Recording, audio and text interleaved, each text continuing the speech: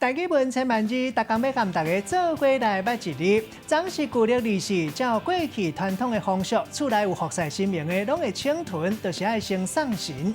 今仔日要甲大家小解，这一日咱做过来看到，这日就是送死昂送，读第三条。读送这是读背音，送代表是陪伴某一个人行一段路，咱讲是烧送。另外政务也就是摕物件给人，咱讲是送礼。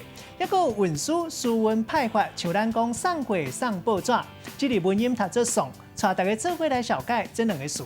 头一个读做放送头，本地意思是讲广播电台、广播站，落尾讲是喇叭、扩音器。若分开来讲，会当讲是一个人爱讲人是非，或者是爱世界讲人代志。第二个词读做送肉去饲虎，照古早台语字典讲，这个意思是讲一个人借粮食给敌人，或者是抹茶导火，意思挖尽下茶天火倒。咱用一句话来举例，甲这两个词甲做伙。比如讲，这款消息千万唔通互迄个放送头知影，若无到时阵厝边头尾拢知，一定是送肉去饲虎，代志就搁较严重，搁较歹收煞。今仔日小解这一日读做送，这是背音；另外文音读做送，提供予观众朋友来参考。